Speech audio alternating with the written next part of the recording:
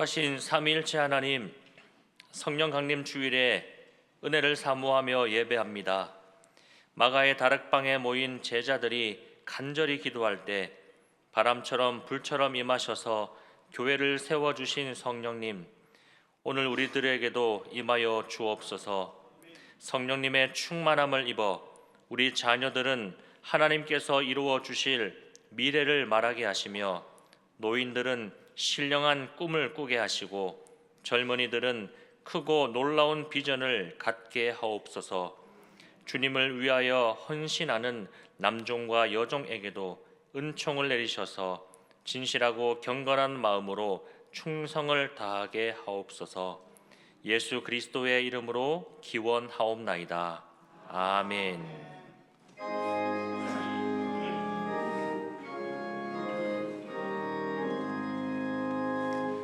만복의 근원 하나님, 온 백성 찬송 드리고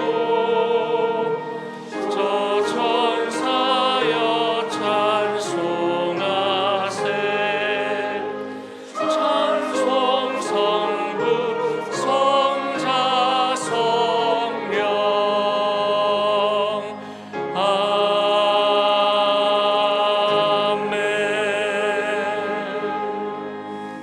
다 함께 교동문 136번 교독하겠습니다.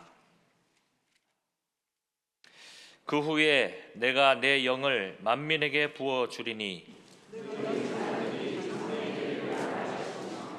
너희 늙은이는 꿈을 꾸며 너희 젊은이는 이상을 볼 것이며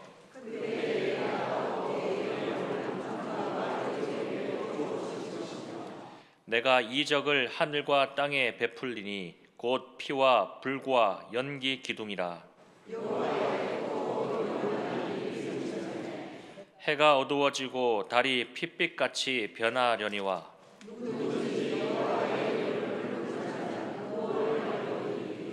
이는 나 여호와의 말대로 시온산과 예루살렘에서 피할 자가 있을 것이며 남은 자 중에 나 여호와의 부름을 받을 자가 있을 것임이니라. 아멘. 다 함께 사도신경으로 신앙을 고백하겠습니다. 나는 전능하신 아버지 하나님 천지의 창조주를 믿습니다. 나는 그의 유일하신 아들 우리 주 예수 그리스도를 믿습니다. 그는 성령으로 잉태되어 동정녀 마리아에게서 나시고 본디오 빌라도에게 고난을 받아 십자가에 못 박혀 죽으시고 장사된 지 사흘 만에 죽은 자 가운데서 다시 살아나셨으며 하늘에 오르시어 전능하신 아버지 하나님 우편에 앉아 계시다가 거기로부터 살아있는 자와 죽은 자를 심판하러 오십니다. 나는 성령을 믿으며 거룩한 공교회와 성도의 교제와 죄를 용서받는 것과 몸의 부활과 영생을 믿습니다. 아멘. 지난 한 주간의 삶을 돌아보시면서 자신만이 알고 있는 은밀한 죄를 하나님께 침묵으로 고백하겠습니다.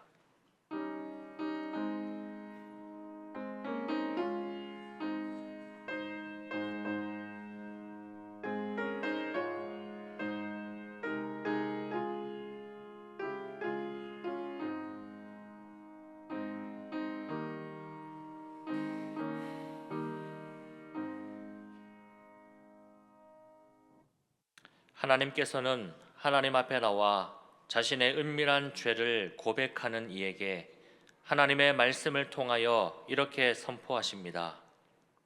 악인은 그의 길을, 불의한 자는 그의 생각을 버리고 여호와께로 돌아오라. 그리하면 그가 긍휼히 여기시리라. 우리 하나님께로 돌아오라. 그가 너그럽게 용서하시리라. 아멘. 다 함께 자리에 앉으셔서 찬송가 43장 찬양하겠습니다.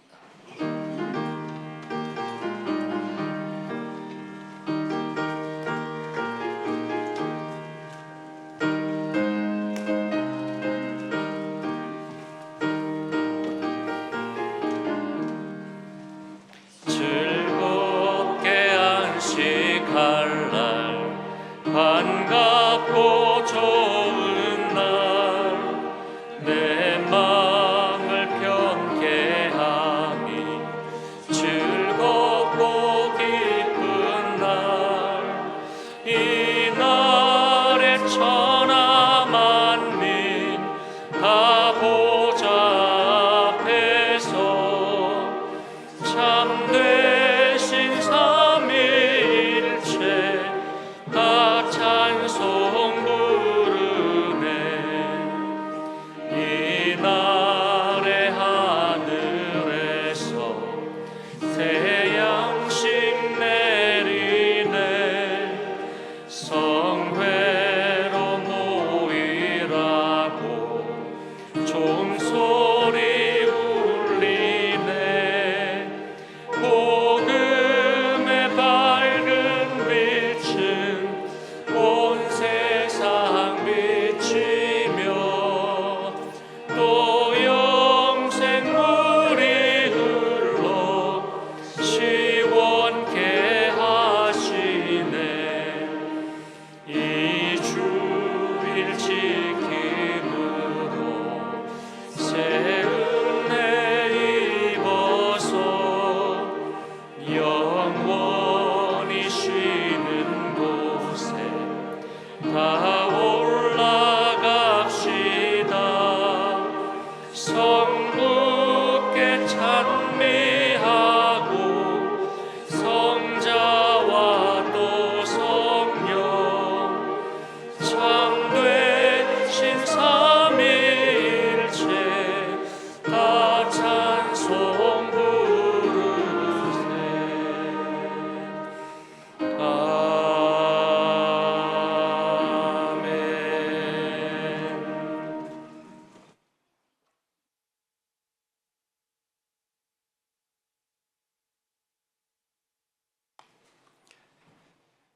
모든 열방과 민족들을 통해 찬양과 경배 받으시기 합당하신 하나님 아버지, 그 크신 사랑과 은혜에 감사드립니다. 오늘 또 거룩하고 복된 주일, 아무 자격 없지만 예수 그리스도의 십자가의 은혜로 거룩하신 하나님 앞에 나와 예배드리며 참된 안식 누리게 하심 감사드립니다.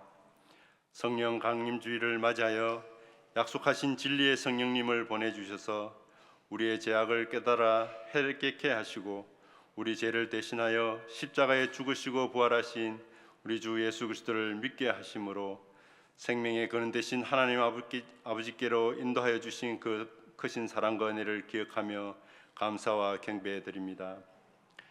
죄악된 세상에서 구별된 삶을 살고자 하나 육신의 몸을 입고 있는 저희들의 연약함으로 세상의 유혹과 욕심에 넘어질 때가 많음을 고백합니다. 우리의 죄와 허물을 용서하여 주옵소서. 하나님 아버지, 다시금 성령 충만케 하셔서 유혹의 욕심을 따라 썩어져가는 구습을 따르는 옛사람을 벗어버리게 하시고 마른 뼈가 살아난 같이 심령이 새롭게 되어 하나님을 따라 의와 진리의 거룩함을 받은 새 사람을 입은 성도답게 살아가게 하옵소서. 역사의 주관자 되시는 하나님 아버지, 정치적 혼란으로 국정이 멈춘 이 나라에 국민들의 선거를 통해 혼란 없이 평화롭게 21대 대통령을 세워주신 감사드립니다. 극한 대립으로 정오와 혐오로 갈등하는 이 사회를 공존과 화해로 통합으로 이끌어가는 것이 쉽지 않음을 알기에 새롭게 세워진 대통령에게 감당할 수 있는 지혜와 능력을 주시길 기도드립니다. 공의로 심판하실 위에 계신 하나님을 경외하며 하나님의 도우심을 구하는 겸손한 대통령 되게 하옵소서. 국민의 반쪽만 지지받는 대통령이 되지 않고 모든 국민들의 지지와 존경을 받을 수 있도록 올바른 정책을 펴나갈 수 있도록 인도하여 주옵소서. 또한 각 부처에 필요한 인재들을 잘 기용하여 멈춰진 정치, 경제, 민생이 회복되고 더욱 성장 발전하는 나라가 되어 하옵소서. 우리 교회도 선거를 통해 주님의 몸된 교회를 섬길 일꾼을 세우고자 합니다. 충성된 일꾼들이 선출되어 필요한 곳을 잘 섬기게 하옵소서. 선거를 통해 시험이 드는 사람이 한 사람도 없게 하시고 모두가 교회를 사랑하며 이 교회가 예수님께서 친히 모퉁이 돌이 되어 주셔서 주님 안에서 서로 연결하여 성전이 됨을 알고 성령 안에서 하나님 거하실 거룩한 처소가 되기 위하여 그리스도 예수 안에서 함께 지어져 감을 믿으며 한 몸을 이루고 있는 각 지체들을 사랑하고 존귀하게 여기는 공동체 되게 하옵소서. 하나님 아버지, 육신의 질병과 경제적 어려움 등 여러 모양으로 어렵고 힘든 시기를 보내고 있는 지체들과 가정들을 위하여 간구합니다. 낙심과 절망에 빠지지 않게 하시고 우리의 유일한 소망 되신 하나님 아버지를 더욱 의지하며 믿음의 길을 걸어가게 하옵소서. 엠마오로 가던 두 제자들에게 찾아와 상한 마음을 위로하시고 말씀으로 새로운 소망을 주신 주님, 우리 모두 말씀과 기도로 더욱 성숙한 신자가 되게 하시고 회복과 치유와 채우심을 경험하며 성령님의 도우심으로 다시 뜨거운 마음으로 정인의 삶을 살아가게 하옵소서. 오늘 또 말씀을 선포하기 위해 단위에 세우신 이효세 목사님을 능력의 장중에 붙잡아 주시고 청량할 수 없는 하나님의 사랑과 예수 그리스도의 복음의 비밀을 전하는 사명을 잘 감당하게 하옵소서. 여러 모양으로 교회를 섬기는 지체들의 수고와 헌신의 도움을 받아 오로지 기도하는 일과 말씀 사역에 힘쓰게 하셔서 하나님의 말씀이 왕성한 교회, 생기가 넘치는 교회, 성령의 감동이 있는 교회 되게 하옵소서. 모든 찬양 받기에 합당하신 어린 양 우리 주 예수 그리스도의 이름으로 기도드립니다. 아멘.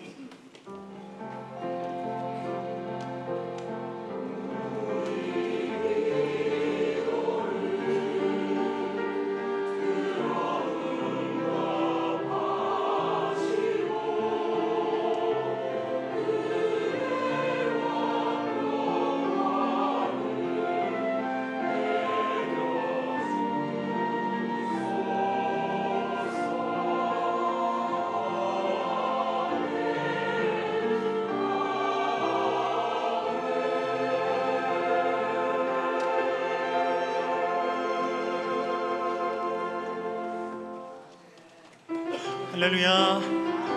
서로 축복하겠습니다. 우리 양손 크게 벌리시고 서로 얼굴 바라보시면서 환한 미소와 함께 축복하겠습니다. 여호와는 너에게 복을 주시기를 원하며 너를 지키시기를 원하시며 여호와는 그 얼굴을 너를 향하여 드사 은혜와 평강 주시길 원하노라. 여호와는 너에게 복을 주시기를 원하며 너를 지키시기를 원하시며 여호와는 그 얼굴을 너를 향하여 드사 은혜와 평강 주시길 원하노라. 은혜와 평강 주시길 원하노라. 은혜와 평강 주시길 원하노라. 아멘. 사랑하는 성도 여러분, 오늘은 성령 강림 주일입니다. 옆에 계신 바라보시면서 이렇게 축복했으면 좋겠습니다. 성령으로 일어서십시오. 성령으로 승리하십시오. 성령으로 회복하십시오. 할렐루야. 여러분 성령 충만하시길 바랍니다. 여러분 성령께서 주시는 힘과 지혜와 능력으로 여러분 일어서실 수 있기를 주님의 이름으로 축복합니다. 몇 가지 교회 소식을 시간 좀 전하겠습니다. 먼저 우리 지난 금요일이었죠. 우리 대구 서남로에 우리 교회학교 우리 아동부 연합회 주관으로 제43회 어린이 대잔치가 있었습니다. 우리 노회 안에 있는 우리 교회학교 아이들이 모여서 함께 하나님께서 주신 은사와 달란트와 또 솜씨를 또 서로 또 자랑하는 그런 시간이었는데요. 우리 아이들은 엄청난 결과를 가지고 왔습니다. 우리 한 친구 너무 귀하고 감사한데 먼저 영상을 잠깐 보시고 말씀 이어가도록 하겠습니다.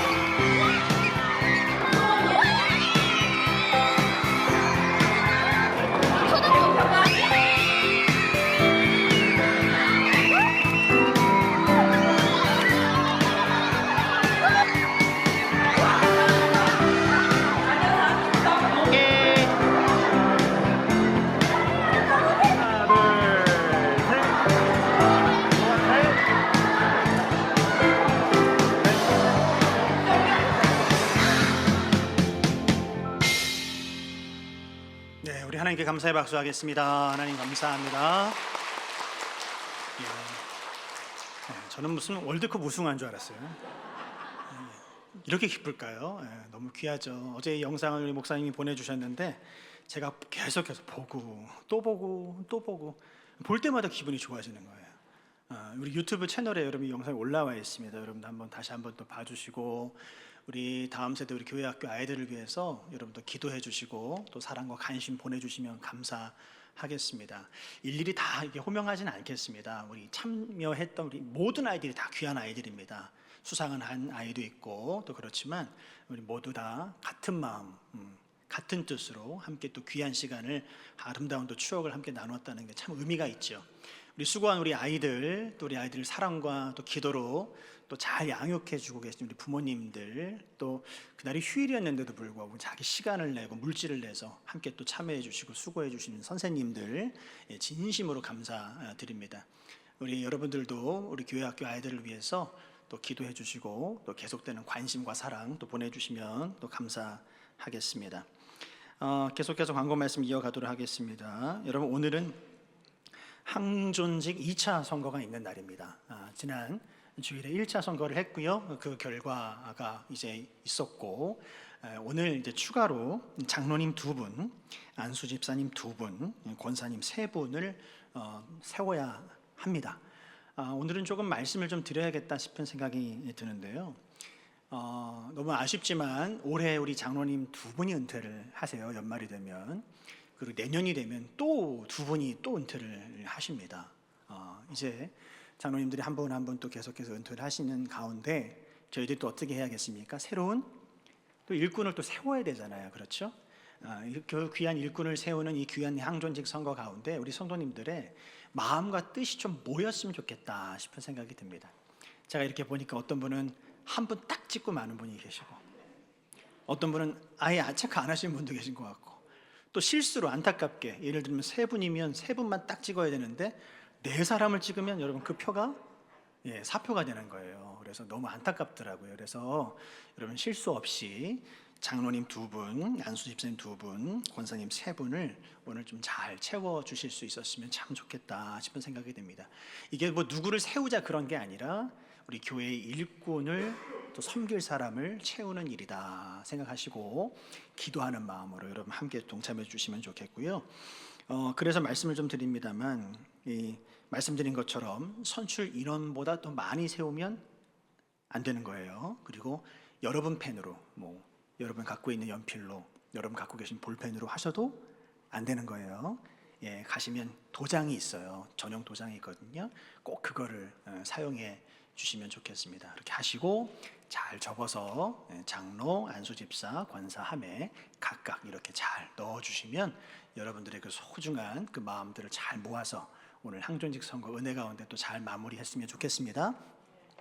제가 계속해서 새벽마다 기도하고 있는 것은 하나님이 이 선거 과정을 통해서 그 누구도 오늘 장로님 기도하셨지만 시험 드는 분 없게 해주세요. 마음에 섭섭한 마음 들지 않게 해주세요. 전 계속해서 그 기도하고 있습니다. 여러분도 함께 마음 모아주시고 될 수도 있고 안 될 수도 있지만 저는 여긴 하나님의 뜻이 있다고 생각하고 하나님께서 또 반드시 또 다른 방법으로 또 하나님의 때에 또 반드시 또 세워주실 줄 믿습니다.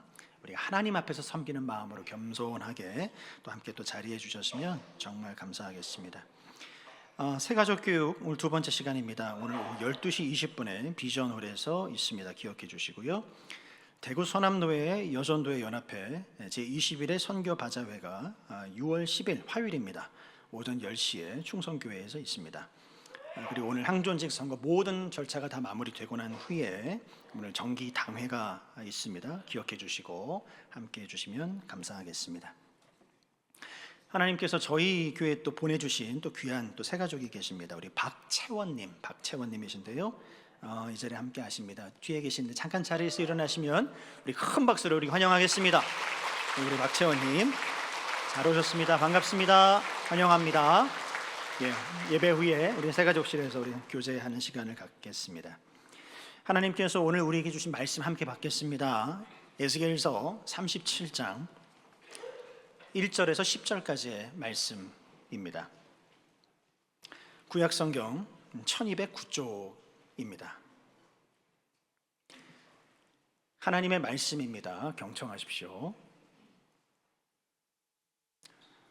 여호와께서 권능으로 내게 임재하시고 그의 영으로 나를 데리고 가서 골짜기 가운데 두셨는데 거기 뼈가 가득하더라. 나를 그 뼈 사방으로 지나가게 하시기로 본즉 그 골짜기 지면에 뼈가 심이 많고 아주 말랐더라. 그가 내게 이르시되 인자야 이 뼈들이 능히 살 수 있겠느냐 하시기로 내가 대답하되 주 여호와여 주께서 아시나이다. 또 내게 이르시되 너는 이 모든 뼈에게 대언하여 이르기를 너희 마른 뼈들아 여호와의 말씀을 들을지어다. 주 여호와께서 이 뼈들에게 이같이 말씀하시기를 내가 생기를 너희에게 들어가게 하리니 너희가 살아나리라. 너희 위에 힘줄을 두고 살을 입히고 가죽으로 덮고 너희 속에 생기를 넣으리니 너희가 살아나리라. 또 내가 여호와인 줄 너희가 알리라 하셨다 하라. 이에 내가 명령을 따라 대언하니 대언할 때에 소리가 나고 움직이며 이 뼈 저 뼈가 들어맞아 뼈들이 서로 연결되더라. 내가 또 보니 그 뼈에 힘줄이 생기고 살이 오르며 그 위에 가죽이 덮이나 그 속에 생기는 없더라. 또 내게 이르시되 인자야 너는 생기를 향하여 대언하라. 생기에게 대언하여 이르기를 주 여호와께서 이같이 말씀하시기를 생기야 사방에서부터 와서 이 죽음을 당한 자에게 불어서 살아나게 하라 하셨다 하라. 이에 내가 그 명령대로 대언하였더니 생기가 그들에게 들어가매 그들이 곧 살아나서 일어나 서는데 극히 큰 군대더라. 아멘. 하나님의 말씀입니다. 이 시간 우리 시온 찬양대와 관현악단이 하나님을 찬양하겠습니다.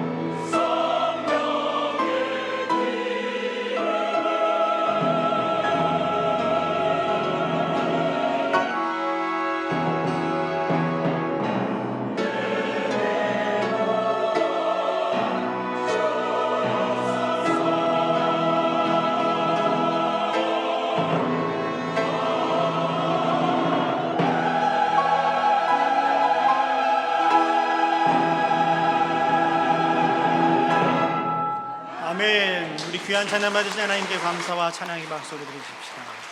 아멘. 사랑하는 성도 여러분, 성령으로 승리하시기 바랍니다. 성령으로 회복하시기 바랍니다. 성령으로 일어서시길 바랍니다. 그렇습니다. 오늘 말씀의 제목은 이제는 성령으로 일어나십시오. 이제는 성령으로 일어나십시오 라고 하는 제목으로 하나님 말씀 함께 나누겠습니다.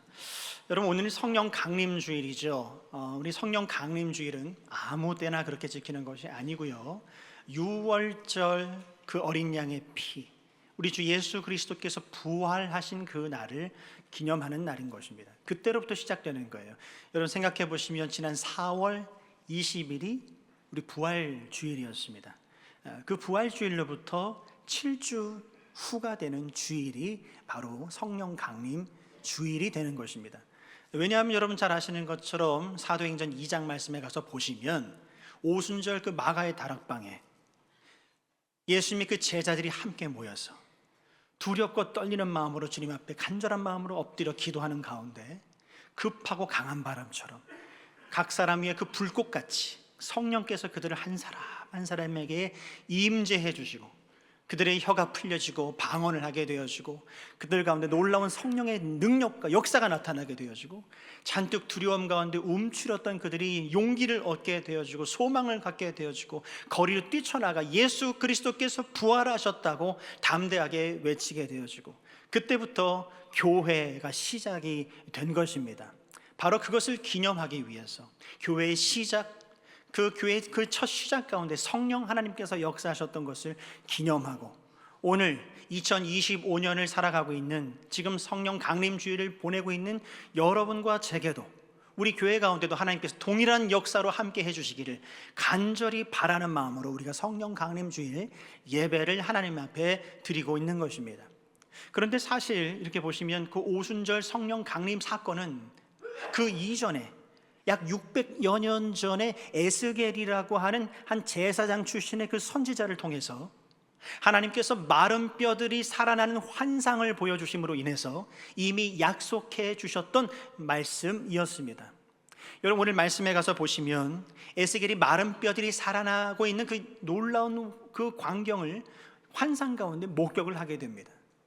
근데 이 BC 이 6세기 가운데 있었던 이때 이 사건은 이스라엘이 평안할 때, 이스라엘이 행복할 때, 아무 문제가 없을 때 일어난 것이 아니라 이들 모두는 지금 바벨론이라고 하는 곳에 포로로 끌려가 있는 중에 나라를 잃고 언어를 잃고 예루살렘은 다 무너졌고 성벽은 다 회파되어지고 모든 것이 남아있지 않은 그런 상태, 모든 것을 다 빼앗긴 그런 상태 가운데 있을 때 하나님께서 이 에스겔을 통해서 이 소망의 말씀을 허락해 주시는 것입니다.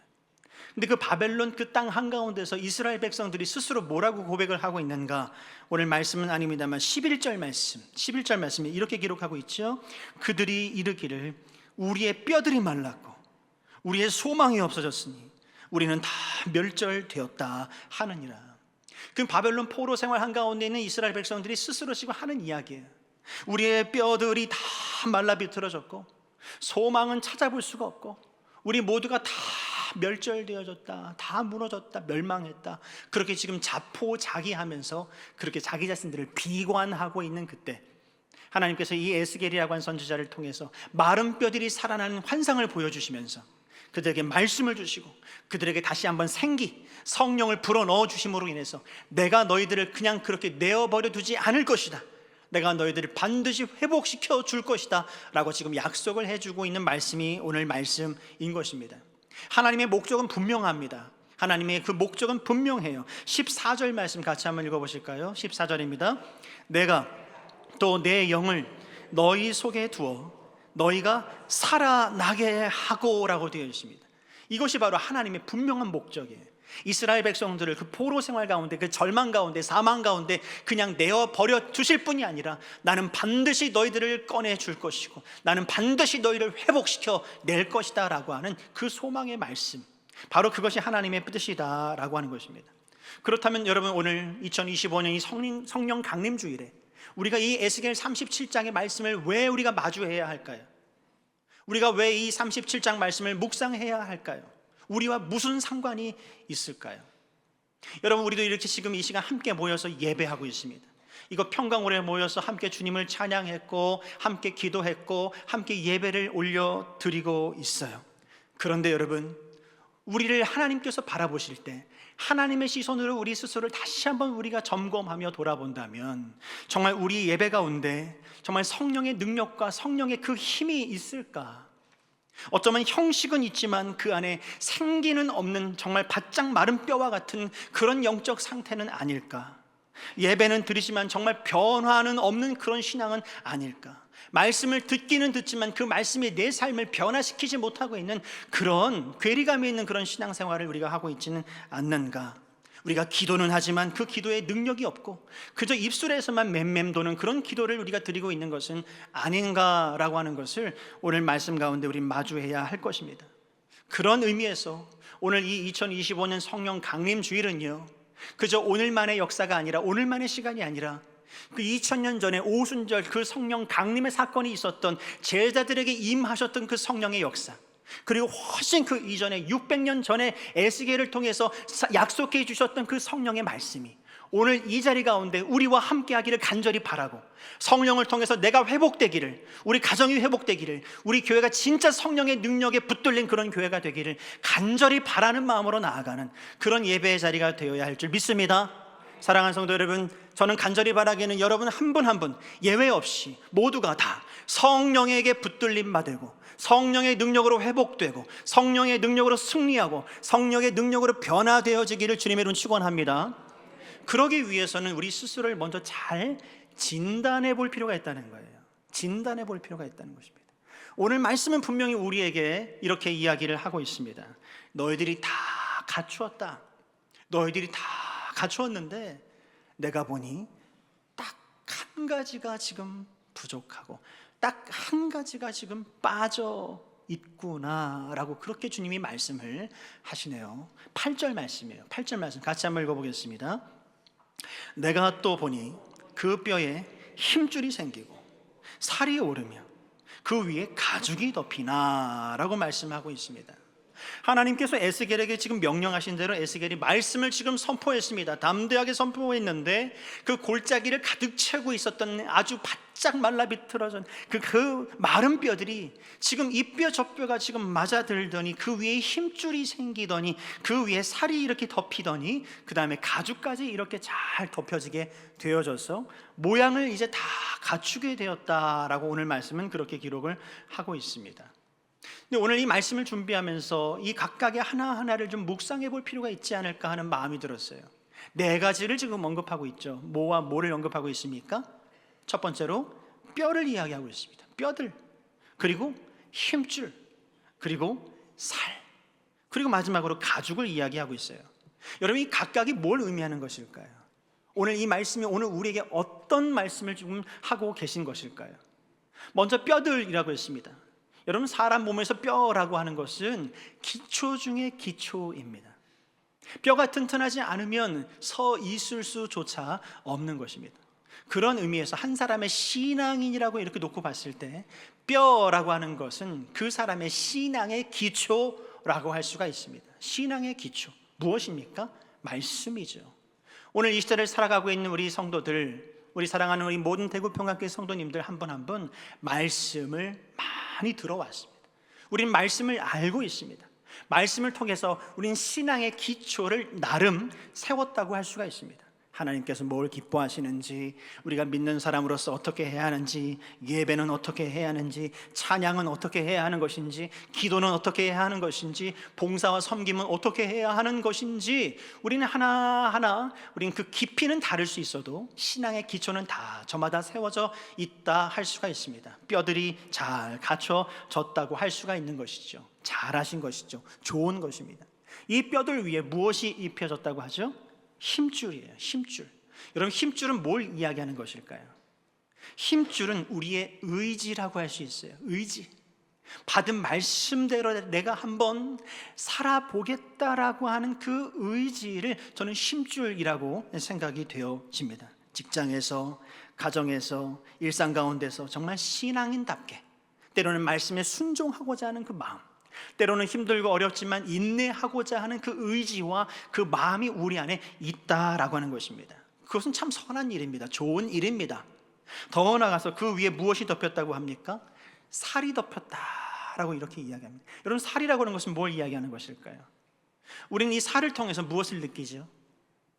우리는 따뜻함을 느낍니다. 온기를 느낍니다.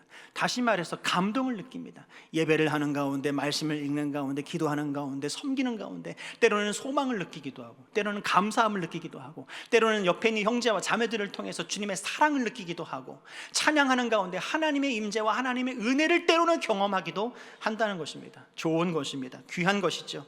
그 믿음의 감정이 있다는 것은 참 선한 일입니다.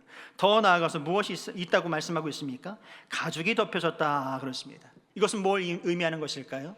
한 사람의 그 신앙인으로서 모양을 잘 갖추었다라고 하는 것을 이야기하는 것입니다. 외적인 것, 누군가가 우리를 바라볼 때, 여러분 한 분 한 분을 바라볼 때 참 귀한 성도의 하나의 모습으로 갖춰진 것, 외부 사람들이 우리 교회를 바라보게 될 때 우리 대구평강교회가 정말 반듯한 그런 교회로 자리매김을 한 것, 그것이 바로 가죽이 이야기하는 것이라고 할 수가 있습니다. 근데 지금 여기까지 이야기했습니다. 뼈들, 힘줄, 살, 가죽, 신앙의 기초, 말씀대로 살려고 하는 그런 의지, 때로는 감동도 있고 은혜도 있고 뜨거움도 느낍니다. 간절함이 있습니다. 그리고 신앙적으로 그 외형적으로 또 잘 갖춰진 모습까지 지금 준비가 되어졌습니다. 그럼 여기까지 이야기하면 여러분 스스로 어떤 생각을 하시겠습니까? 나 꽤 괜찮은 성도네, 나 꽤 괜찮은 그리스도인이구나, 이 정도면 그러면 잘 준비된 훌륭한 성도가 아닌가, 이 정도면 잘 준비된 그런 교회가 아닌가라고 여러분 스스로 생각할지 모르겠습니다만 천만의 말씀입니다. 오늘 말씀 8절에서 그 이후에 뭐라고 이야기하고 있습니까? 너희들이 다 갖추었지만 마지막 한 가지, 뭐요? 그 속에 생기는 없더라.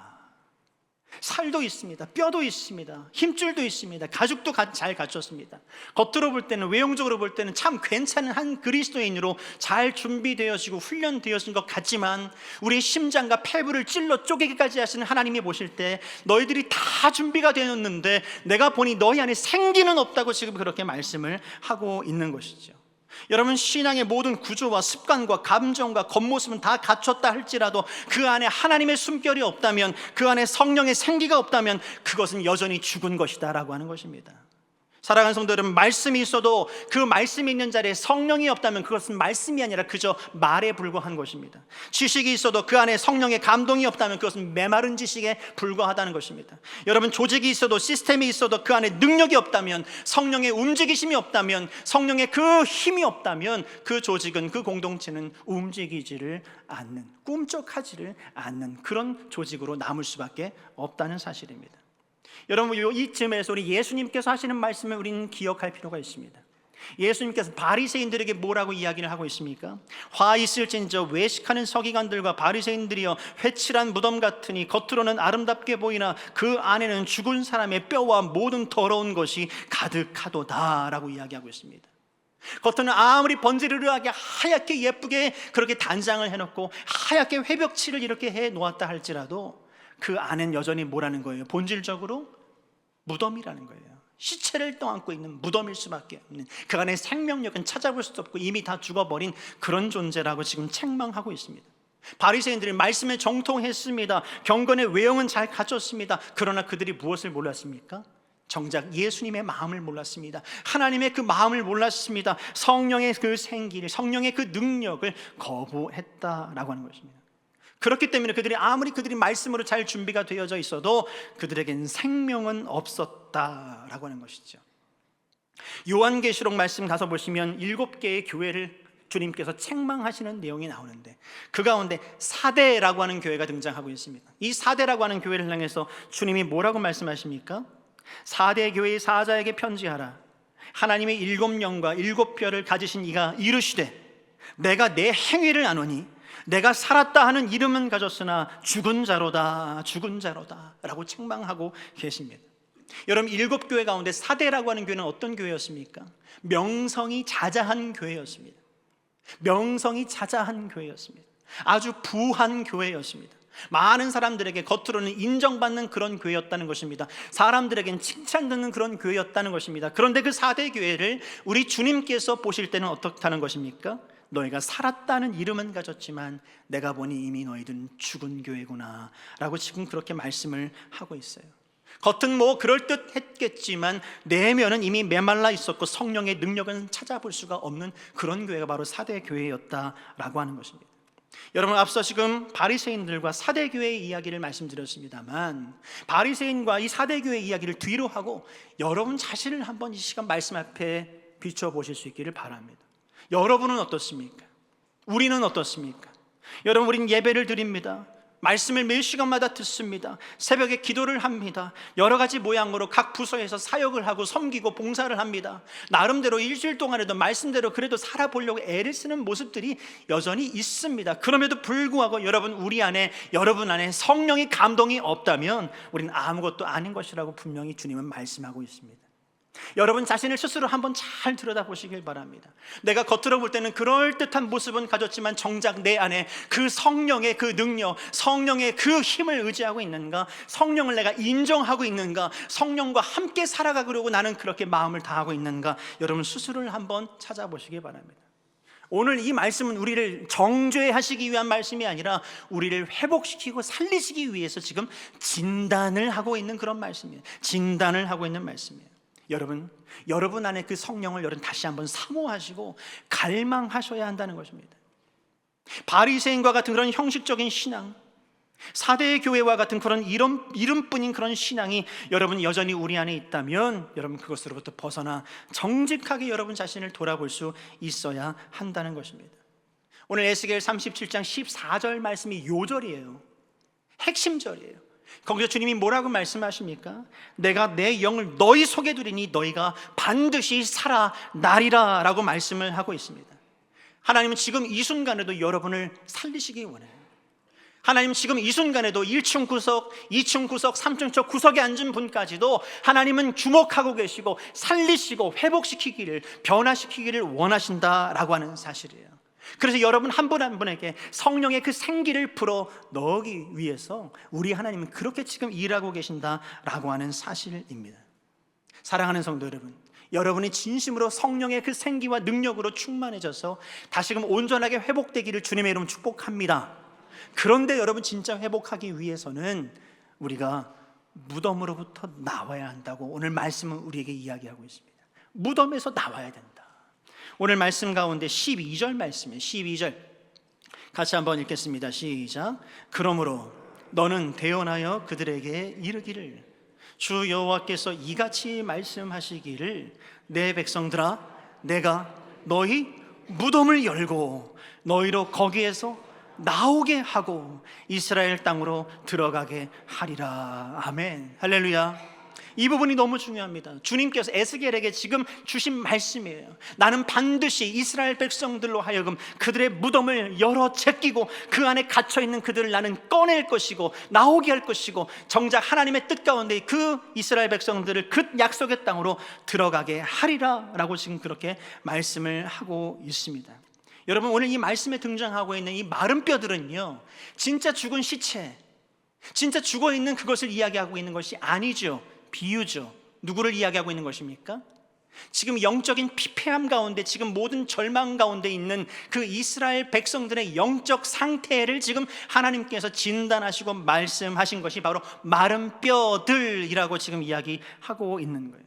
정말 깊은 절망감 가운데 깊은 영적인 무력감 가운데 빠져 있는 지금 그들을 지금 바라보고 계신 말씀입니다. 이스라엘 백성들이 자기 스스로도 지금 그렇게 이야기를 하고 있어요. 11절 말씀 다시 한번 읽어보실까요? 11절 이스라엘 백성들의 지금 고백입니다. 또 내게 이르시되 인자야 이 뼈들은 이스라엘 온 족속이라 그들이 이르기를 우리의 뼈들이 말랐고 우리의 소망이 없어졌으니 우리는 다 멸절되었다 하느니라. 지금 그들이 이렇게 절규를 하고 있습니다. 여러분 이스라엘 백성들의 이 절규 가운데 여러분 어떤 마음을 느끼고 계십니까? 지금 이들은 절망 가운데 있는 거예요. 모든 소망을 잃어버리고 다 자포자기해버린 그런 상황입니다. 하나님과의 완전히 단절되어져 버린 그런 영적 상태에 머물러 있어요.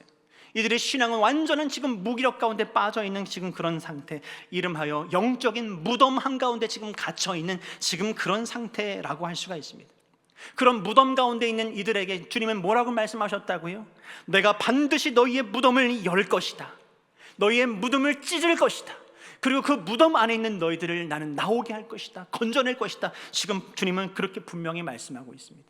절망이라고 하는 무덤을 나는 찢을 것이다. 너희들이 감싸고 있는 그 폭이라고 하는 무덤으로부터 너희들을 꺼낼 것이다. 영적 무기력이라고 하는 그 무덤으로부터 너희를 이끌어낼 것이다. 너희들의 그 아픔과 상처라고 하는 무덤으로부터 내가 너희를 건져낼 것이다. 나오게 하리라, 나오게 하리라. 지금 그렇게 말씀하고 있다는 거예요. 여러분이 갇혀있는 영적 그 무덤으로부터 우리가 나오기 위해서는 중요한 게 한 가지 있어요. 여러분의 그 무덤과 우리가 직면해야 한다는 것입니다. 직면. 인간중심 상담학자의 아버지라고 불리는 칼 로저스라고 하는 분이 계세요. 이 칼 로저스라고 하는 분이 이런 이야기를 했습니다. 사람은 자신을 있는 그대로 받아들일 때 비로소 변화가 시작이 된다는 것입니다. 사람은 자신을 있는 그대로 받아들일 때 비로소 변화가 시작이 된다. 여러분, 진짜 회복이라고 하는 것은요, 자기 자신을 있는 그대로 직면하게 될 때, 자기 자신을 있는 모습 그대로 수용하게 될 때, 바로 거기에서부터 진짜 회복이 시작이 된다라고 하는 것입니다. 그런데 오늘 살아가고 있는 우리 그리스도인들을 가만히 보면 우리는 참으로 척척척을 많이 하는 것 같다는 생각이 듭니다. 척척척. 어떤 척이요? 괜찮은 척, 아무 문제 없는 척, 신앙이 좋은 척, 주님 앞에서 나는 언제나 문제가 아무것도 없는 척, 상처받지 않은 척, 나는 그저 지금 평안한 척 하면서 자기 자신의 아픔과 상처와 감정과 그 모든 것을, 지금 자기 안에 있는 어둠이 가득함에도 불구하고 그 모든 것들을 척척척 하면서 다 감싸 안고 정직하지 않은 것이죠. 하나님 앞에서 자기 안에 솔직함이 없는 것입니다. 지금 자기 안에 자기 외면, 자기 왜곡, 자기 기만 가운데 지금 살아가고 있는 그리스도인들이 얼마나 많은지 모른다라고 하는 것입니다. 말씀드린 것처럼 여러분, 회복이라고 하는 것은 진짜 나를 마주하는 것에서부터 시작이 된다라고 하는 것입니다. 그 모든 가면들을, 그 모든 거추장스러운 것들을 다 벗어 던지고 하나님 앞에서만큼은 솔직하게 우리가 그 상황 가운데 직면을 해야 우리가 진짜 비로소 회복할 수가 있게 된다라고 하는 거예요. 자기 자신을 숨기면 숨길수록 변화를 기대할 수 없습니다. 치유를 기대할 수 없습니다. 회복을 기대할 수가 없다라고 하는 것입니다. 여러분, 그런 우리에게 주님은 오늘 도전하며 말씀하십니다. 너를 지금 가두고 있는 너의 무덤은 무엇이냐고 지금 묻고 계신 거예요. 여러분, 그 질문에 대답해 보시기 바랍니다. 여러분, 지금 어떤 무덤 한가운데 갇혀 있습니까? 우리는 저마다 각자의 무덤 속에서 살아가고 있다고 저는 생각됩니다. 어떤 분은 한참 어떤 것을 놓고 기도를 했죠. 간절한 마음으로 기도했지만 그 기도가 이루어지지 않고 너무 그 시간이 오래 지나서 그만 기도를 포기한 분도 계세요. 바로 그 기도를 포기한 자리가 어쩌면 그분에게는 무덤이라고 할 수가 있겠죠. 어떤 분은 한평생 사명을 감당하며 살아왔지만 지금 이 순간에는 사명도 잃어버리고 삶의 목적도 잃어버리고 삶의 방향도 잃어버린 분이 계실 수 있어요. 바로 그 사명을 잃어버린 자리가 그분에게는 무덤일 수 있다는 것입니다. 어떤 분은 상처받고 마음 가운데 정말 용서하지 못할 그런 아픔을 끌어안고 끙끙거리며 살아갑니다. 용서하지 못하고 사랑하지 못하고 끊임없이 미워하며 나아가고 있는 그 아픔의 자리, 상처의 자리가 그분에게는 무덤일 수 있다는 것입니다. 어떤 분은 실패한 자기 자신을 끊임없이 자책하는 분들이 있어요. 그 낮은 자존감으로 끊임없이 자기 자신을 학대하면서 자기 자신을 비하하면서 자기 자신을 인정하지 못하면서 그렇게 낮은 자존감으로 살아가고 있는 바로 그 실패한 자리, 바로 자책하는 그 자리가 그분에게는 무덤일 수 있다는 것입니다. 또 어떤 분은 영적인 무감각한 그 자리 가운데 하나님의 그 은혜를 느끼지 못하며 살아가고 있는 그런 분도 계실 수 있어요. 바로 그 자리가 그분에게는 영적 무덤일 수 있다는 거예요. 어떤 분은 절망의 무덤, 어떤 분은 교만의 무덤 가운데서 각자 저마다 다른 그 무덤에서 우리는 각자 갇혀서 어쩌면 살아가고 있을지 모른다라고 하는 것입니다. 그런데 여러분은 그 무덤으로부터 나오셔야 합니다. 그 무덤으로부터 나오셔야 합니다. 근데 우리 스스로는 그 무덤으로부터 나올 수가 없다는 거예요. 우리에겐 그런 능력, 우리에겐 그런 힘이 없다는 사실입니다. 우리의 무덤문을 여시는 분은 하나님이시고, 우리로 하여금 나올 수 있게 우리를 불러주실 수 있는 분도 바로 주님밖에는 안 계신다는 사실이에요. 요한복음 11장 말씀에 가서 보시면 이미 죽었어요. 이미 죽어서 나흘이나 되어져서 냄새가 코를 찌르는 그런 가운데 예수님께서 자기 그 사랑하는 벗 나사로를 향해서 힘껏 부르십니다. 나사로야, 나사로야, 나와라. 나사로야, 나와라 할 때 예수님의 그 음성에 순종하고 반응하며 그 나사로가 저 자신의 그 무덤으로부터 나오고 있는 모습을 우리가 목격하지 않습니까? 사랑하는 성도 여러분, 그 나사로를 불러주신 그 주님의 음성이 오늘 이 시간 성령 강림주의를 보내고 있는 여러분의 이름을 지금도 불러주고 계신 줄 여러분 믿으시길 축원합니다. 누구야 나와라, 누구야 나와라. 너를 지금 옥죄고 있는, 너를 얽매고 있는 그 무덤으로부터 너는 자유해야 한다고 주님은 말씀하고 있는 것입니다. 우리가 하나님의 그 음성, 주님의 그 음성에 우리가 믿음으로 반응하게 될 때 여러분, 거기가 바로 회복의 시작점이라고 하는 사실을 우리는 놓쳐서는 안 되는 것입니다. 여러분은 지금 어떤 무덤 가운데 지금 갇혀 있습니까? 왜? 어떤 이유로 지금 그 무덤 안에 여러분 갇혀 계십니까? 왜 여러분 자유하지 못합니까? 그것이 무엇이든지 주님 앞에서 여러분 솔직하게 여러분 자신을 직면하실 수 있기를 바랍니다. 그리고 여러분을 인정하고 주님 앞에 고백하실 수 있기를 바랍니다. 주님, 저 이 무덤으로부터 자유하고 싶어요. 주님, 저 이 무덤으로부터 나가고 싶어요. 주님, 저를 이 무덤으로부터 저를 끌어내어 주십시오. 저를 자유케 해 주십시오. 주님, 제가 기도의 능력을 잃어버렸습니다. 기도의 능력을 다시 찾게 해 주십시오. 주님, 제가 사랑의 능력을 잃어버렸습니다. 사랑의 능력을 다시 찾게 해 주십시오. 주님, 제가 찬양하는 가운데 뜨거움이 어느샌가 사라져버렸습니다. 찬양의 그 뜨거움을 다시 찾게 해 주십시오. 말씀의 은혜, 말씀의 감동을 잃어버렸습니다. 주님, 제게 성령을 통해 말씀의 은혜와 감동을 다시 허락해 주십시오. 주님, 제가 감사를 잃어버렸습니다. 제 안에 감사가 다시 꽃피게 하여 주십시오. 성령 하나님, 저를 자유케 해 주십시오라고 고백할 수 있는 여러분 되시길 주님의 이름으로 축원합니다. 여러분이 그렇게 진실된 마음으로 고백할 때 주님은 오늘 말씀처럼 내가 너희의 그 무덤을 열고 너희로 거기서 나오게 하리라 주님 분명히 약속해 주고 계신 줄 믿으시길 축원합니다. 오늘 이 12절 말씀을 여러분 마음 가운데 새기면서 같이 한번 고백하며 읽었으면 좋겠습니다. 근데 이스라엘 백성들에게 주시는 말씀이 아니라 오늘 지금 나에게 주시는 말씀으로, 우리 가정에게 주시는 말씀으로, 우리 교회에게 주시는 말씀으로 그들에게 이 부분을 대구 평강 교회에게라고 바꿔서 같이 한번 우리 힘있게 읽어봤으면 좋겠습니다. 함께 고백하겠습니다.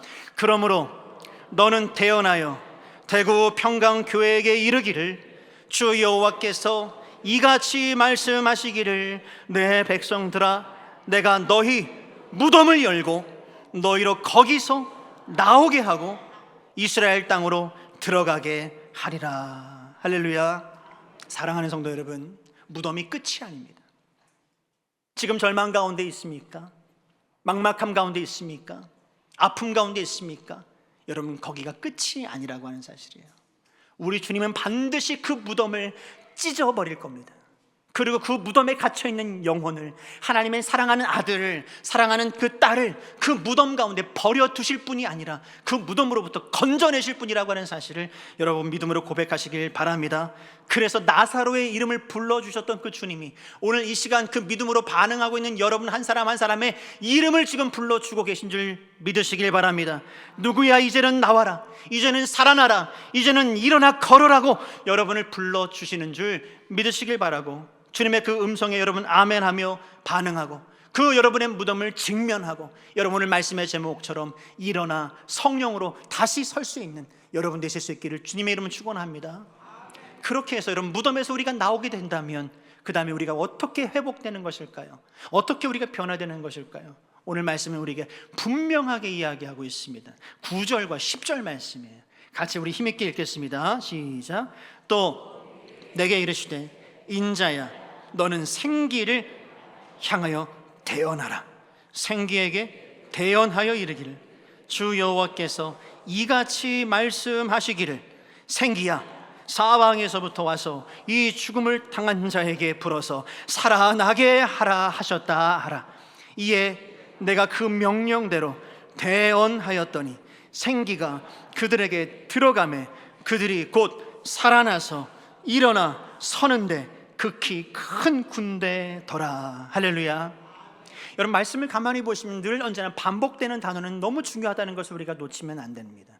9절과 10절 말씀에 계속해서 반복되는 단어가 두 가지가 있어요. 무엇일까요? 하나는 생기라고 하는 단어예요. 생기, 생기, 생기, 생기. 4번이나 언급하고 있습니다. 이 생기라고 하는 단어와 더불어 함께 짝하여 반복되는 단어가 있어요. 무엇일까요? 대언이라고 하는 말입니다. 대언, 대언하여 이르기를, 대언하였더니. 대언했다는 말이 무슨 뜻입니까? 에스겔이 하나님의 말씀을 선포했다는 것입니다. 근데 오늘 말씀의 아주 중요한 핵심은 이것입니다. 말씀과 성령의 그 생기가 함께 조화될 때, 함께 어우러지게 될 때 회복이 일어나고 변화가 일어나게 된다는 것입니다. 각각의 기능이 다르다는 것을 알 수가 있죠. 말씀은 어떤 기능이 있어요? 구조를 다시 세우는 거예요. 무너진 그 구조를 다시 세우는 것은 말씀이 하는 거예요. 근데 구조를 다시 세우고 난 그 뒤에 그 안에 생명을 불어넣는 것은 누가 하는 거예요? 그건 성령이 하는 거예요. 바로 이 말씀으로 우리가 다시 세워지고, 그 다시 세워진 그 한 사람 한 사람의 그 영혼 가운데 성령의 그 생기, 성령의 후 하는 그 숨, 그것이 들어가게 되어질 때 비로소 우리가 진짜 회복이 내 삶 가운데 일어나게 되어지고 비로소 살아나는 역사가 있게 된다는 사실입니다. 여러분, 창세기 2장 7절 말씀에 가서 보시면 여호와 하나님이 흙으로 사람을 지으시고 그 코에 생기를 불어 넣으시니 사람이 생명이 된지라, 이렇게 말씀하고 있습니다. 하나님은 인간을 흙으로 지으시고 생기를 불어 넣어 주셨어요. 그리고 비로소 살아있는 존재가 되었다라고 하는 것입니다. 형태만으로는 안 된다는 것입니다. 그 안에 성령의 숨결이 있어야, 성령의 그 온기, 성령의 그 힘이 있어야 비로소 우리가 진짜 회복이 될 수 있다는 사실이에요. 여러분, 사도행전 2장 말씀으로 가서 보실까요? 오순절 성령 강림 사건이 있었던 그때를 보십시오. 제자들은 예수님의 말씀을 듣고 기다렸어요. 두려웠어요. 그렇지만 예수님이 주신 말씀이 있었어요. 어떤 말씀이 있었어요? 앞에 1장 말씀에서 예수님이 분명하게 말씀하셨습니다. 예루살렘을 떠나지 말고 아버지께서 너희에게 약속하신 것을 너희는 기다려라, 기다려라 라고 하는 그 말씀 하나 붙잡고 두려운 마음 가운데 오순절 성령 가운데, 그 마가의 다락방 가운데 그들이 모였습니다. 뜨겁게 기도했습니다. 그런 가운데 주님께서 약속해 주셨던 그 성령을 그들에게 비로소 보내주셨다 이겁니다. 힘써 기다리라고 하는 예수님의 그 약속의 말씀, 소망의 말씀과 그 오순절 그날 당일에 주님께서 보내주신 성령의 그 역사하심이 만나게 될 때 제자들은 두려움을 다 잃어버리게 되어졌고요, 완전히 새로운 사람으로 변화되어졌고요, 그들은 거리로 뛰쳐나가 복음을 전하는 용사가 되어졌다라고 하는 사실입니다. 그 일 이후로 힘 있는 교회가 세워지게 되어졌고 하나님의 놀라운 역사, 하나님의 놀라운 복음을 전하게 되는 아름다운 교회들이 일어나게 되었다라고 하는 사실입니다. 사랑하는 성도 여러분, 우리도 말씀을 듣습니다. 우리도 묵상을 합니다. 우리도 순종하려고 합니다. 우리도 여러 가지 모양으로 주님 기뻐하시는 그런 삶을 살기 위해서 의지적으로 노력도 합니다. 그런데 여러분, 만약 그 모든 것들 가운데 성령의 감동이 없다면, 성령의 역사하심이 없다면 그 모든 수고는 어쩌면 움직이지 않는 껍데기가 될 수 있다라고 하는 사실을 우리는 기억해야 할 것입니다. 여러분, 아무리 말씀을 들어도, 아무리 말씀이 내 삶에 있어도 그 말씀이 내 심령을 흔들지 않으면 여러분, 그것은 우리의 머리에만 남는 것입니다. 머리에만 남다가 그저 시간이 지나면 언제 사라졌는지 모르게 그 말씀은 우리 삶에서 지워지고 마는 것입니다. 또 성령의 감동 없이 우리가 순종하려고 한다면, 성령의 감동 없이 섬기고 봉사하고 직분 감당하고 그렇게 하다 보면 여러분, 의무감만 남습니다. 나중에는 피로감만 쌓이게 되는 것입니다. 사랑하는 성도 여러분, 여러분 스스로를 잘 돌아보실 수 있기를 바랍니다. 여러분, 말씀이 지식으로만 머물지 않고 성령의 감동으로 여러분 진짜 살아 움직이는 그런 우리 대구평화교회 모든 성도님들 되시기를 주님의 이름 축원합니다. 그래서 우리 앞으로 말씀을 읽을 때 기도하면서 읽으셔야 돼요. 하나님, 이 말씀을 읽을 때 또는 말씀을 들을 때, 말씀을 묵상할 때, 말씀을 받을 때 주님, 이 말씀이 제 안에 살아 움직이게 해주세요. 주님, 이 말씀이 저를 변화시킬 수 있게 해주세요. 이 말씀 가운데 주님의 음성을 들을 수 있게 해주세요 라고 우리는 기도하는 마음으로 읽고 묵상하고 듣고 해야 하는 것입니다. 우리가 기도하는 가운데도 주님, 이 기도하는 가운데 성령 하나님 제 마음을 만져주세요. 살아계신 주님과 제가 교통하게 해주세요. 하나님과 이 시간 함께 소통하는 자리가 되게 해주세요 라고 여러분 기도하는 가운데도 성령의 은혜를 구해야 한다라고 하는 것입니다. 사랑하는 성도 여러분, 오늘 주님은 분명히 말씀을 하십니다. 우리가 형태만 갖추고 있다고 다 된 것이 아니라고 하는 거예요. 정말 살아있는 말씀, 살아있는 성령의 호흡이 우리 안에 역사해야 한다는 사실을 분명하게 말씀하고 있습니다. 오늘 14절이 요절이라고 말씀드렸죠. 내가 또 내 영을 너희 속에 두어 너희로 하여금 살아나게 하고 싶다. 내가 너희를 정말 회복시키고 싶다. 내가 너희를 정말 살아 역동하는 그런 그리스도인으로 세우고 싶다. 주님은 우리에게 도전하고 말씀하고 계십니다. 오늘 이 말씀이 여러분 안에 심겨진 줄 믿습니다. 여러분 한 분 한 분에게 성령의 바람이 불어올 줄 믿습니다. 그럴 때 여러분 진짜 여러분 일어날 것이고 움직일 것이고 여러분 살아나게 될 줄 믿습니다. 여러분 오늘 말씀의 제목이 무엇입니까? 여러분 이제는 성령으로 다시 일어나십시오. 이제는 성령으로 다시 일어나십시오입니다. 오늘 말씀을 준비하면서 우리 교회를 생각해 보게 될 때 저는 참 우리 교회가 하나의 멋진 그 비행기와 같다는 생각을 이렇게 해보게 됩니다. 이렇게 멋있는 동체도 있어요. 바퀴도 있고요, 날개도 있습니다. 엔진도 있어요. 그리고 조종석에 사람도 있어요. 또 그 비행기 안에 여러 모양으로 섬기는 사람들도 다 이렇게 준비가 되어져 있습니다. 활주로도 있어요. 이제 달리기 시작합니다. 근데 여러분, 비행기의 목적은 뭐예요? 비행기의 목적은 뭡니까? 나는 거죠. 나는 거예요. 계속 달리기만 한다면 어떻게 되겠습니까? 비행기가 날아야 되는데 계속 앞으로 활주로를 달리기만 한다면 어떻게 되겠어요? 기름이 다 떨어져 버리고 말 거예요. 그리고 어느 순간엔 벽에 부딪히게 되는 것입니다. 비행기는 떠야 되는 거예요. 교회는 비상해야 하는 거예요. 근데 교회는 비상할 힘이 스스로에게 없다는 사실이에요. 제가 할 수 있는 일도 아니라고 하는 거예요. 우리 성도님들이 할 수 있는 일도 아니에요. 이 대구 평강교회라고 하는 이 교회를, 이 동체를 띄우는 것은 누구의 힘으로만 가능한 거예요? 성령의 능력, 성령의 힘으로만 가능한 것이다. 사람의 힘으로는 가능하지 않다라고 하는 것이죠. 저는 우리 대구 평강교회가 그렇다는 거예요. 조직도 있어요, 사역도 있어요, 예배도 있어요. 정말 귀한 성도님들도 가득합니다. 근데 중요한 것은 우리 안에 성령의 능력이 없다면, 우리 귀한 찬양 가운데 성령의 능력이 없다면, 우리 귀한 연주 가운데 성령의 능력이 없다면, 이 단에서 드리는 기도와 말씀과 여러분의 사역과 섬김 가운데 여러분의 일상의 가정 속에 성령의 능력이 없다면 우리는 아무것도 아닌 것이 될 수밖에 없다라고 하는 거예요. 그저 계속 달리기만 계속 하다가 그만 지쳐버리고 말게 될 것이다 라고 하는 것입니다. 그러나 반대로 성령께서 역사하실 수만 있다면, 성령께서 함께 하시기만 한다면 우리 교회는 반드시 날아오를 줄 믿습니다. 세상이 만들어내는 그런 바람이 아니라 하나님의 바람, 성령의 바람을 타고 이 시대를 향해서 여러분 하나님의 뜻을 향해 힘있게 날아오르는 그런 우리 대구 평강교회가 될 줄 믿습니다. 그런 여러분의 가정이 될 줄 믿고, 그런 여러분의 일터가 될 줄 믿고, 그런 여러분 성도 한 분 한 분이 다 되실 줄 믿습니다. 여러분 그렇습니다. 그렇기 때문에 우리는 멈추지 말아야 합니다. 우리는 주저앉지 말아야 하는 것입니다. 오늘 말씀의 제목처럼 이제 성령으로 우리는 다시 힘있게 일어서야 한다라고 하는 것입니다. 그리고 하나님께서 준비하신 그 새로운 하늘길을 향해서 우리는 담대하게 담대하게 날아올라야 한다는 사실 여러분 꼭 기억하실 수 있기를 주님의 이름으로 축원합니다.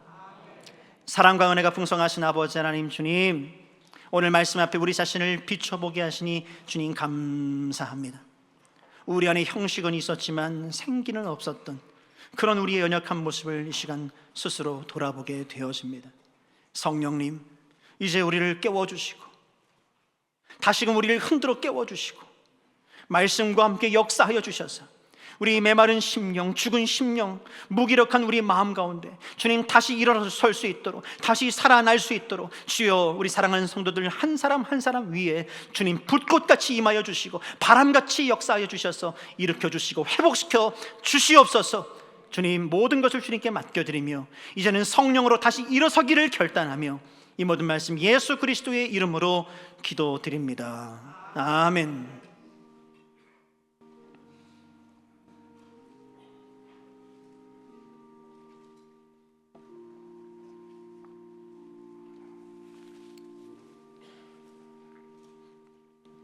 다 함께 자리에서 일어나셔서 우리 결단하는 마음으로 찬송가 183장 우리 함께 찬양하겠습니다.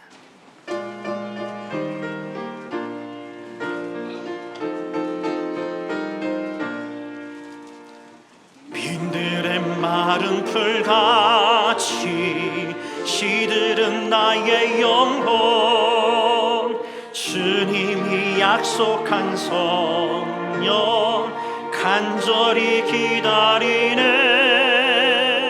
가물어 메마른 땅에 단비를 내리시듯 성령의 단비를 부어 새 생명 주옵소서. 반가운 빗소리 들려 산천이 춤을 추네. 봄비로 내리는 성령 내게도 주옵소서. 아멘. 가물어 메마른 땅에 단비를 내리시듯 성령의 단비를 부어 새 생명 주옵소서. 철 따라 우로를 내려 초목이 무성하리. 갈급한 내 심령 위에 성령을 부소서. 가물어 메마른 땅에 단비를 내리시듯 성령의 단비를 부어 새 생명 주옵소서. 아멘. 참되신 사랑의 언약 어길 수 있사오랴. 오늘의 흡족한 은혜 주실 줄 믿습니다. 가물어 메마른 땅에 단비를 내리시듯 성령의 단비를 부어 새 생명 주옵소서.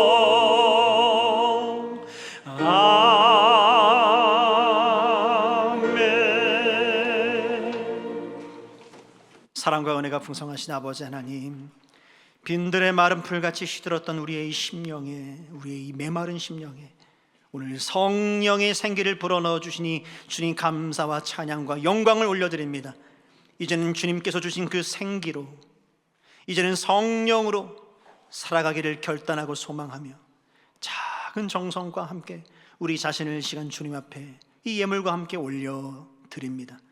주님이 드려진 예물과 우리의 삶을 주님의 뜻에 맞게 주님 사용하여 주옵시고 성령의 역사 안에서 아름다운 열매 맺는, 성령의 열매를 맺는 그런 인생이 되게 하여 주시옵소서.